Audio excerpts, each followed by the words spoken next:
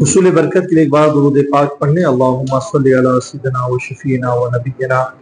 و مولانا محمد بارک وسلم صلاۃ و سلام علیک یا سیدی یا حبیبی یا رسول اللہ۔ آج آخری عشرہ کی پہلی طاقات ہے جو اس طور پر کہ اگر شب قدر ہو جائے تو بڑی اہمیت کی حامل رات ہے، اور ہمیں حکم بھی ہے کہ آخری عشرہ کی طاقتوں میں ہم لیلۃ القدر کو تلاش کریں۔ لہذا کوشش کریں کہ مسجد میں بیٹھ کر یا پھر اپنے گھروں میں ہی بیٹھ کر عبادت میں، ذکر و اذکار میں مصروف رہیں اور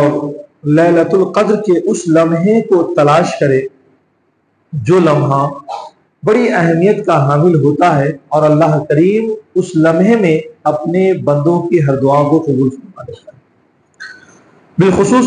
اس چیز کی طرف ہمارے نوجوان توجہ دیں کہ آپ کوشش کریں کہ رات میں ادھر ادھر بیٹھنے کے بجائے آپ مسجد میں تشریف لائیں اور مسجد میں بیٹھ کر ذکر و اذکار میں اپنی رات گزاریں، اور گھر میں بھی اہل خانہ کو یہ بتائیں کہ اگر آج طاقرات کی مناسبت سے لیلۃ القدر ہو جاتی ہے تو بڑی اہمیت کی رات ہے، لہٰذا غیر ضروری موبائل کو وقت دینے اور گفتگو کرنے کے بجائے مصلی پہ بیٹھ کر ذکر و اذکار کریں اور اس لمحے کی تلاش کریں۔ یہ ان کے لیے، آپ کے لیے اور ہمارے لیے، سبھی کے لیے سعادت مندی کی بات ہوگی۔ چونکہ آج 26ویں پارے کی تلاوت کی گئی اور اس کی مختلف سورتوں کی تلاوت کی گئی، اور آج کے درس کے لیے ہم نے سورہ فتح کا انتخاب کیا ہے، اور اس کی وجہ بھی یہ ہے کہ ارادہ یہ تھا کہ کسی اور سورہ پہ گفتگو کی جائے، لیکن چونکہ آج 20 رمضان بھی ہے اور فتح مکہ کی تاریخ بھی ہے، سن 8 ہجری کی 20 رمضان المبارک کو ہی مکہ فتح ہوا تھا، اور فتح مکہ اور سورہ فتح کے درمیان بڑی گہری مناسبت ہے، بلکہ یہ کہہ لے کہ سورہ فتح کا نزول ہی فتح مکہ کی خبر دینے کے لیے ہے۔ تو اس مناسبت سے ہم نے سورہ فتح کا انتخاب کیا ہے۔ اہم چیز یہ ہے کہ سورہ فتح کا نزول سن 6 ہجری میں ہو رہا ہے، اور حضور اور صحابہ کرام رضوان اللہ تعالی علیہم اجمعین جب مکہ سے ہجرت کر کے مدینہ تشریف لائے اور 6 سال کا عرصہ گزر چکا ہے، اس 6 سال کے عرصہ میں صحابہ کرام نے بڑے استقلال سے، صبر و تحمل سے کام لیا، کیونکہ جس کا قبلہ، جس کا مرکز عقیدت کعبۃ اللہ ہو، اور 6 سال کے طویل عرصے سے نہ کعبۃ اللہ کی زیارت کی ہو، نہ طواف کیا ہو، نہ وہاں قدم رکھا ہو، تو ظاہر سی بات ہے عقیدت کی لہر انسان کو ہر پل بے چین کیے رہتی ہے، اور اسی بے چینی کے عالم میں آقائی کائنات علیہ الصلوۃ والسلام نے ایک وقت صحابہ کرام کو خوشخبری سنائی کہ میں نے خواب دیکھا ہے کہ ہم سب امن و سلامتی کے ساتھ مسجد حرام میں داخل ہو رہے ہیں۔ ظاہر سی بات ہے کہ صحابہ کرام اس بات کو جانتے تھے کہ حضور نبی کریم علیہ الصلوۃ والسلام کا خواب نہیں بلکہ یہ وہی ہے، لہذا اس چیز کو سن کر کہ ہم امن و سلامتی کے ساتھ حرم میں داخل ہوئے ہیں، خوشیوں سے صحابہ کرام کی بانچیں کھل اٹھی ہیں، لیکن طرح طرح کے سوالات صحابہ کرام کو وسوسے بھی پیدا کر رہے تھے، ذہنی خلجان بھی ڈال رہے تھے، کشمکش میں مبتلا بھی کر رہے تھے کہ آخر جس قریش نے اور اہل مکہ نے مکمل طور سے حرم کعبہ میں مسلمانوں کے داخلے پر پابندی لگا رکھی ہو، وہاں جانا ہمارا جرم سمجھا جاتا ہو، پھر آخر امن و سکون کے ساتھ اس کعبۃ اللہ میں ہم کیسے داخل ہوں گے، اس حرم میں کیسے داخل ہوں گے؟ یہ سوال بار بار ستاتا تھا۔ کیا ہمیں اس کے لیے جنگ لڑنی پڑے گی؟ کیا اہل مکہ بغیر کسی مزاحمت کے کعبۃ اللہ کا دروازہ، حرم کا دروازہ ہمارے لیے کھول دیں گے، یا پھر کوئی اور طریقہ اپنایا جائے گا جس کے ذریعے ہم امن و سلامتی کے ساتھ کعبۃ اللہ میں داخل ہو جائیں گے؟ اب یکم ذی-قعدہ ہے اور آقا کائنات علیہ الصلوۃ والسلام کی قیادت میں کم و بیش 1400 یا 1500 صحابہ کرام کی جماعت، جسے آپ کہہ لیں عاشقوں کی جماعت، پروانوں کی جماعت، اپنے آقا کائنات علیہ الصلوۃ والسلام کی قیادت میں مدینے سے حرم کے لیے روانہ ہو گئی۔ اور جب روانہ ہو رہے ہیں تو کسی اور غرض سے نہیں بلکہ عمرہ کی ادائیگی کے لیے روانہ ہو رہے ہیں، زیارت حرم کے لیے روانہ ہو رہے ہیں۔ اس لحاظ سے جنگ کے کسی ہتھیار کو نہیں رکھا گیا ہے ساتھ میں، بلکہ جب روانہ ہوئے ہیں تو مقام ذوالحلیفہ کے پاس پہنچ کر کے احرام بھی باندھ لیا ہے، ساتھ میں قربانی کی اونٹنیوں کا بھی انتظام کیا گیا ہے، اور عرب کے رسم و رواج اور دستور کے مطابق ایک ایک تلوار اپنے ساتھ رکھی ہے، بلکہ اس وقت تو طواف کرتے وقت بھی ایک ایک تلوار رکھنے کی اجازت سبھی کو ہوا کرتی تھی۔ اس طریقے سے یہ قافلہ روانہ ہوا ہے، اور اس سفر میں حضرت ام سلمہ رضی اللہ تعالی عنہا وہ خوش نصیب جوزہ محترمہ ہے جن کو رسول پاک علیہ الصلوۃ والسلام کے ساتھ سفر کرنے کا موقع میسر آیا ہے۔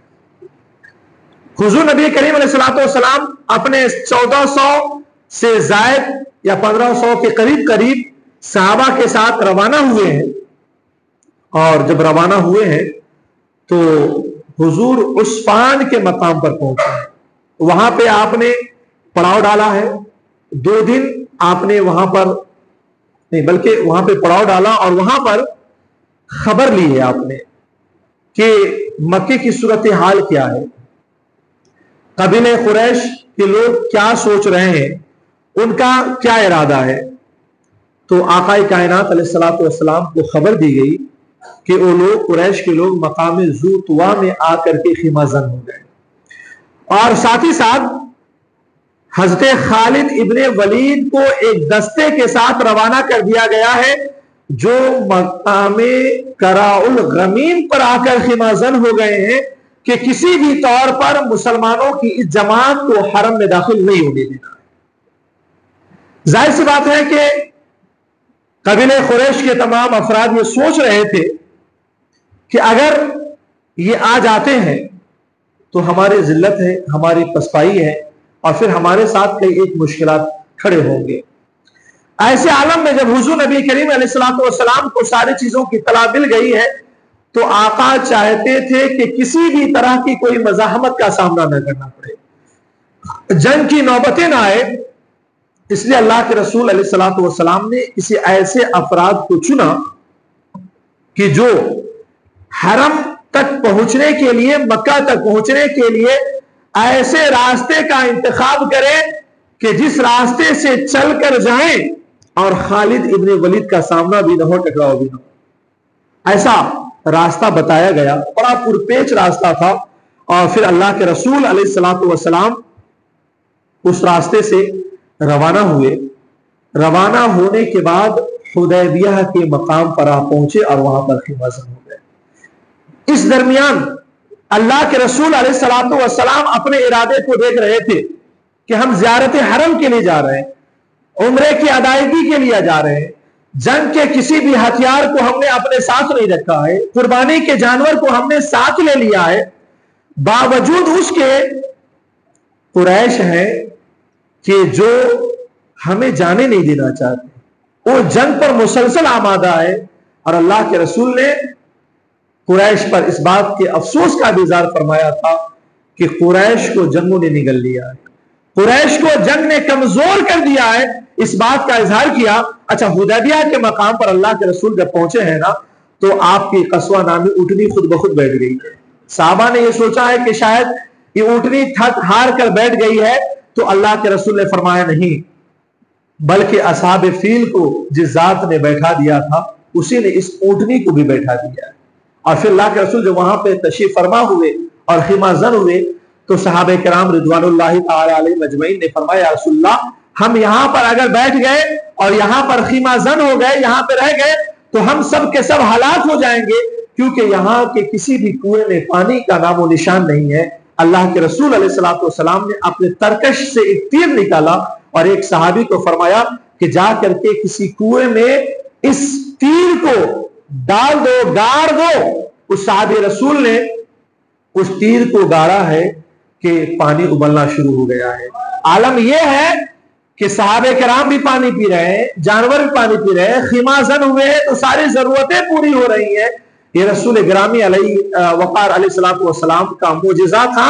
کہ آپ نے تیر کو گاڑنے کا حکم دیا ہے اور پانی کا چشمہ ابلنا شروع ہو گیا ہے۔ وہاں پہ اللہ کے رسول علیہ السلام ٹھہرے رہے ہیں، خیمہ زن ہوئے ہیں، اور اسی درمیان اللہ کے رسول علیہ السلام سے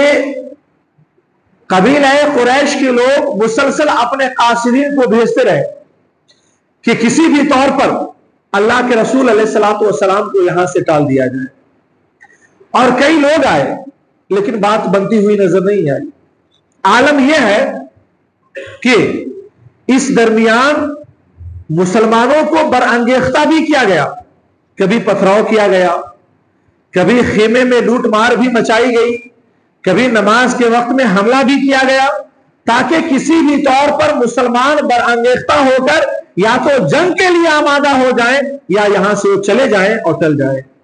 مگر اللہ کے رسول علیہ السلام نہ جنگ چاہتے تھے نہ اس وقت لوٹنا چاہتے تھے، بلکہ مستقبل کا جو پیش خیمہ تھا اللہ کے رسول علیہ السلام سب کو پورا کرنا چاہتے تھے۔ اور اسی درمیان عروہ ابن مسعود ثقفی آئے ہیں اللہ کے رسول علیہ السلام سے گفتگو کرنے کے لیے۔ کئی لوگ آئے اور چلے گئے، بات تو بنی نہیں۔ عروہ بن مسعود ثقفی جو اپنے قبیلے کے معتبر بھی تھے، معمر بھی تھے، مال و دولت اور جاہ و شوکت بھی رکھا کرتے تھے، حضور نبی کریم علیہ السلام سے گفتگو کرنے کے لیے آئے۔ گفتگو جب کرنے کے لیے تشریف لائے ہیں تو چونکہ معمر تھے، گفتگو کے دوران وہ اللہ کے رسول کی داڑھی مبارک کو بار بار پکڑا کرتے تھے۔ جو صحابی حضور کے قریب تھے وہ تلوار کے دستے سے عروہ ابن مسعود کے ہاتھ پہ مارتے اور کہتے کہ اپنا ہاتھ دور رکھ، اور وہ صحابی ہاتھ پہ عروہ ابن مسعود کے مار رہے ہیں جس کے اوپر عروہ ابن مسعود کے ہزارہ احسانات تھے۔ صحابہ نے یہ بتا دیا کہ دنیا والوں کے ہزارہ احسانات اپنی جگہ ہے، نبی سے محبت اور عشق اپنی جگہ ہے۔ دنیا کے ہزارہ محسن کو بھلایا جا سکتا ہے مگر نبی سے کبھی بھی بے وفائی نہیں کی جا سکتی ہے، غداری نہیں کی جا سکتی ہے۔ عالم یہ ہے کہ عروہ ابن مسعود ثقفی گفتگو کرنے کے بعد کفار قریش کے پاس پہنچے ہیں اور جانے کے بعد رپورٹ دی ہے، حالات سے آگاہی کی ہے اور فرمایا کہ اے لوگوں، وہ قیصر و کسریٰ اور کئی دوسرے بادشاہوں کے دربار میں گیا، لیکن جان نثاری اور عقیدت کے جو جذبات غلامان محمد کے دلوں میں موجزن دیکھے ہیں اس کی مثال اور نظیر کہیں نظر نہیں آتی ہے۔ کہ اگر وہ تھوکتے ہیں، نبی پاک علیہ الصلوۃ والسلام تھوکتے ہیں تو حضور کے لعاب دہن کو تبرک سمجھ کے وہ اپنے ہاتھوں پہ مل لیتے ہیں۔ اگر وہ وضو کرتے ہیں تو وضو کے پانی کا قطرہ زمین پر نہیں گرنے دیتے بلکہ آگے بڑھ کر اسے ہاتھ میں لے کر اپنے چہرے اور سینے پہ مل لیتے ہیں۔ اگر کوئی کام کا اشارہ کرتے ہیں تو حکم بجا لانے میں ایک دوسرے سے سبقت لے جانے کے لیے اتنے बेताब हैं कि एक दूसरे पर गिर जाते हैं। ऐ लोगों, मैंने ताअत केशी और जानिसारी, खुलूस और मोहब्बत के ये दिलकश मनाजिर किसी भी बड़े से बड़े बादशाहों के दरबार में नहीं देखे। तुम अगर ये ख्याल करते हो कि मुश्किल वक्त में मुसलमान अपने नबी को छोड़कर चले जाएंगे, तो तुम्हारी ये खाम ख्याली है। तुम उसे भूल जाओ कि जो गुलाम अपने नबी के लुआबे दहन को और वजू के पानी के कतरों को जमीन पर नहीं गिरने देते हैं, वो अपने नबी के खून को कैसे गिरने देंगे। इस लिहाज से तुम इसे भूल जाओ और उन्हें हरम में दाखिल होने दो। मगर अरवा इब्ने मसूद सकाफी के इन बातों की इत्तला देने के बावजूद भी कुफार मक्का ने इस बात को कबूल नहीं किया, और जब बात बनती हुई नजर नहीं आई तो अल्लाह के रसूल अलैहिस्सलातु वस्सलाम ने खुद हजरत उस्मान गनी रदी अल्लाह तआला अन्हु को रवाना फरमाया ताकि अहले मक्का से बात करें। चूंकि उस्मान गनी रदी अल्लाह तआला अन्हु उस कबीले से भी थे, मतबुल भी थे, अच्छा असो रसूख भी था, उनके अखलाक व किरदार से भी कुफार मक्का वाकिफ थे। इसे अल्लाह के रसूल ने रवाना फरमाया। जब हजरत उस्मान गनी रदी अल्लाह तआला अन्हु वहां पहुंचे हैं तो उस्मान गनी रदी अल्लाह तआला अन्हु को कुफार कुरैश ने रोक लिया और कहा कि ऐ उस्मान गनी, हम चाहते हैं कि आप तवाफ कर ले, हम आपको नहीं रोकेंगे, मगर हम मोहम्मद अरबी या दीगर लोगों को नहीं आने देना चाहते। उस वक्त हजरत उस्मान गनी रदी अल्लाह तआला ने फरमाया, मा कुन्तु लअतूफा बिल बैत व रसूलुल्लाह लम यतुफ, कि ऐ लोगों, मैं तवाफ कर लूं और मेरा मुस्तफा तवाफ ना करे, ये हो ही नहीं सकता है। जब हजरत उस्मान गनी को रोक लिया गया तो खबर उड़ गई कि हजरत उस्मान गनी रदी अल्लाह तआला अन्हु को शहीद कर दिया गया है। और जब ये खबर पहुंची है, देखिए अल्लाह के रसूल सारी हकीकत हाल से वाकिफ थे,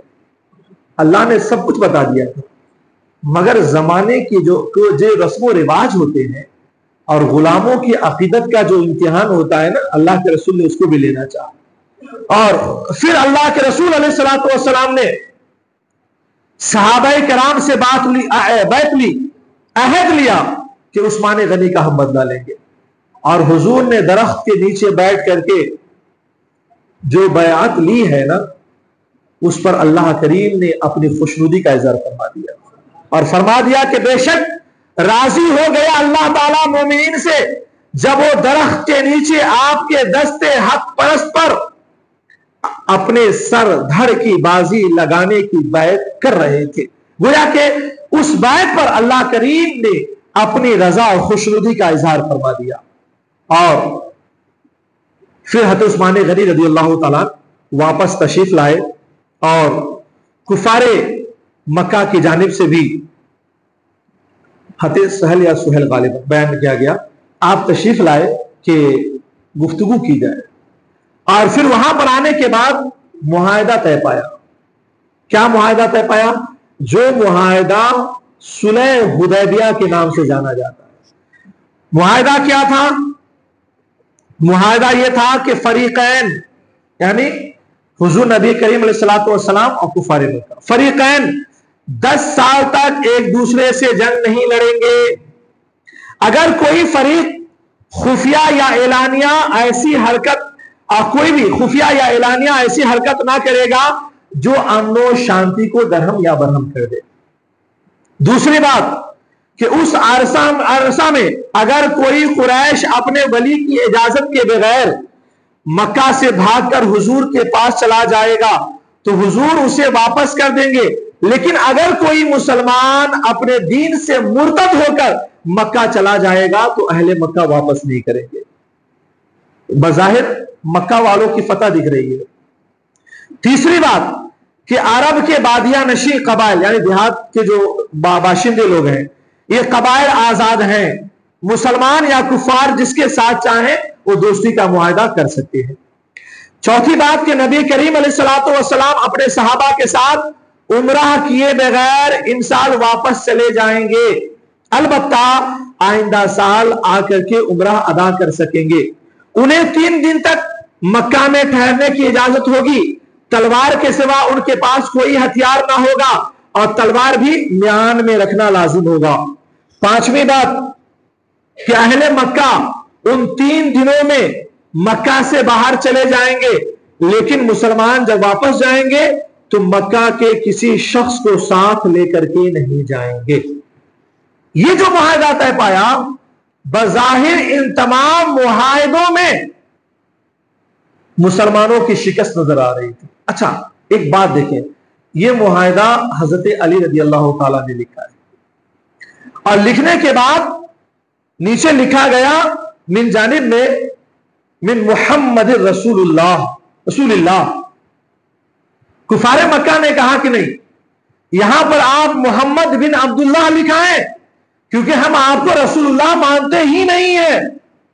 اللہ کے رسول نے حضرت علی سے فرمایا کہ علی یہ رسول اللہ مٹا دو، محمد بن عبداللہ لکھ دو. حضرت علی کھڑے ہو گئے اور کہا یا رسول اللہ، حکم اپنی جگہ، غلامی اپنی جگہ، میں رسول اللہ کو نہیں مٹا سکتا. ہاں یہ عشق ہے. ایک بات یاد رکھے، کبھی کبھی ادب اور محبت حکم پر غالب آ جاتی ہے. حکم اگر ملے کہ یہ کرو، لیکن محبت اس میں ہو کہ اس کے خلاف کرنے میں ہو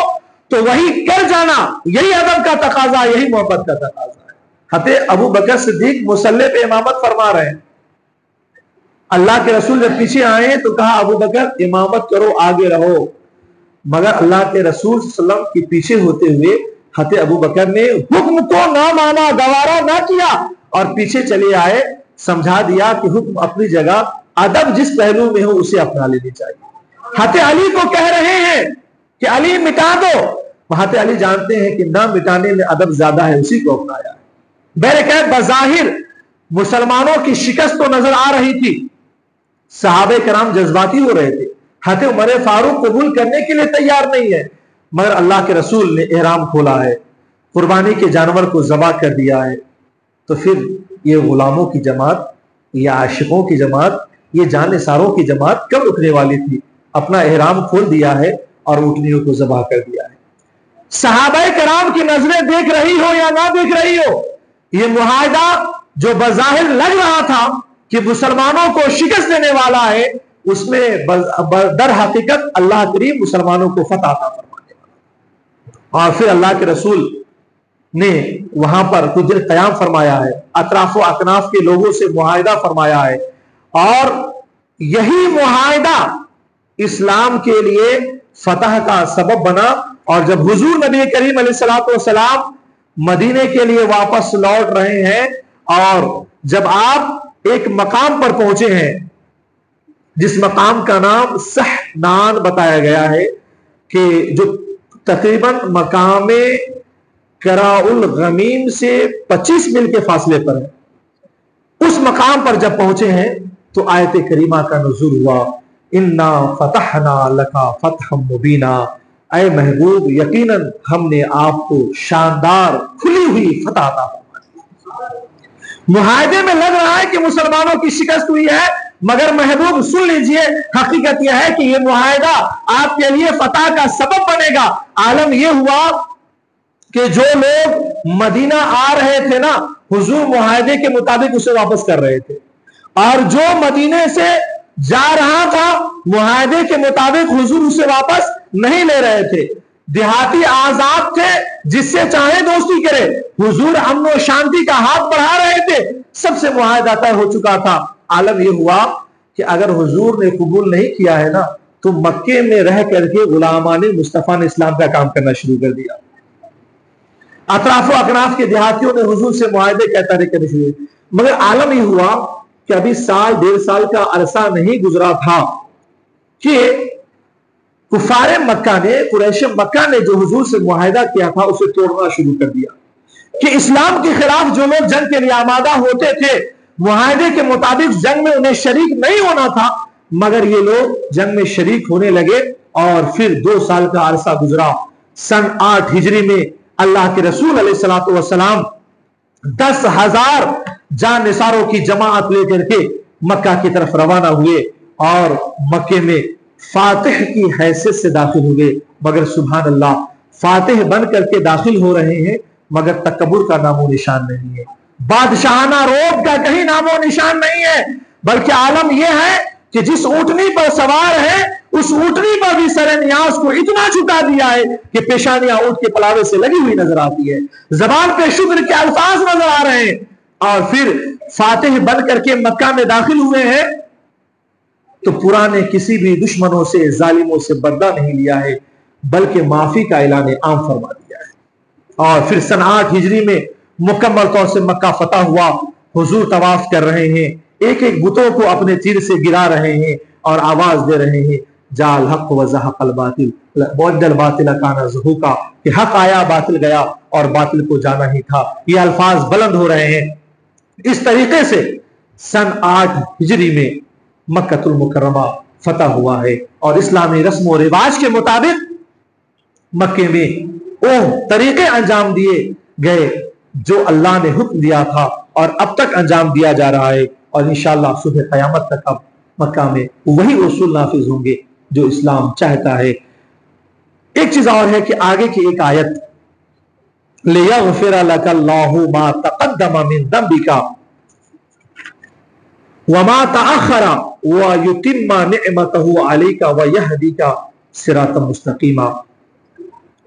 یہ آیت کریمہ کا اکثر لوگوں نے یا جن لوگوں نے بھی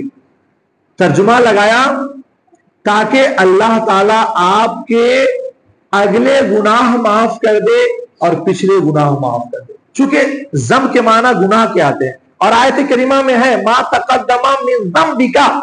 آپ کے اگلے گناہ معاف کر دے وما تاخر، اور پچھلے گناہ معاف کر دے۔ اگر آپ کے گھروں میں ایسا ترجمہ ہو تو میں آپ سے گزارش کروں گا کہ اس ترجمے کو نہ پڑھیں، کیونکہ ذنب کے معنی گناہ کے آتے ہیں اور یہاں پر نسبت حضور کی طرف کی گئی ذنبک، لیکن اس بات کو یاد رکھیں کہ نبی سے گناہ کا صدور کیسے ہو سکتا ہے جبکہ نبی معصوم ہوتے ہیں، گناہوں سے پاک ہوتے ہیں۔ معلوم یہ ہوتا ہے کہ جو لوگ یہاں پر ترجمہ لگائے گناہ کا وہ دھوکہ کھا گئے۔ ترجمہ وہ لگنی چاہیے کہ ترجمہ بھی ہو جائے اور نبی کی طرف گناہ کی نسبت بھی نہ ہو، اس لیے عاشقوں نے ترجمہ لگایا تاکہ اے محبوب آپ کے صدقے میں اللہ آپ کے اگلوں کے بھی گناہ معاف کر دے، آپ کے پچھلوں کے بھی گناہ معاف کر دے۔ یعنی اے محبوب آپ کو اللہ کریم نے ایسی فتح عطا کر دی ہے کہ یہ فتح بھی دیکھ لیں، اور آپ کا ہم نے وہ مقام بلند کر دیا ہے محبوب کہ اللہ کریم آپ کے صدقے میں آپ سے پہلے جو دنیا سے گزر گئے آپ پر ایمان لا کر، آپ کے صدقے میں اس کے بھی گناہ معاف فرما دے گا، اور آپ پر ایمان لانے والے صبح قیامت تک جو ہوں گے اللہ کریم ان کے بھی گناہوں کو معاف فرما دے گا۔ اچھا، بعض لوگوں نے ایک ترجمہ اور لگایا ہے، وہ ترجمہ بھی مجھے بڑا پسند آیا، اور وہ پسند یہ آیا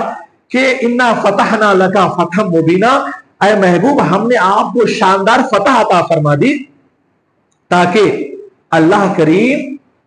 آپ سے دور فرما دے جو الزام آپ پر ہجرت سے پہلے لگائے گئے جو ہجرت کے بعد لگائے گئے۔ تو ایسے ہی ایمان افروز ترجمہ کو پڑھے تو انشاءاللہ دل دماغ کو ایمانی سکون حاصل ہوگا۔ اللہ کریم کی بارگاہ میں دعا ہے کہ مولا کریم ہم تمام لوگوں کو اپنے فرمان اور پیارے حبیب کے فرمان پر عمل کرنے کی توفیق عطا فرمائے۔ مولا کریم نیک عمل کرنے اور گناہوں سے بچنے کی توفیق عطا فرمائے۔ اس ماہ مبارک کی خوب خوب قدر کرنے اور بالخصوص آخری عشرے کی تمام تر عبادتوں کو پوری محبت، محنت، اخلاص کے ساتھ ہمیں انجام دینے کی توفیق عطا فرمائے۔ جو ہم نے عبادتیں کی ہیں مولا قبول فرمائے، اور جو کمیاں رہ گئی ہیں، جو کوتاہیاں رہ گئی ہیں، اپنے پیارے حبیب علیہ الصلوۃ والسلام کے صدق و طفیل اپنے فضل و کرم سے اسے معاف فرمائے۔ وآخر دعوانا ان الحمد للہ رب العالمین، استغفر اللہ ربی من کل ذنب وجنبتہ واتوب الیہ۔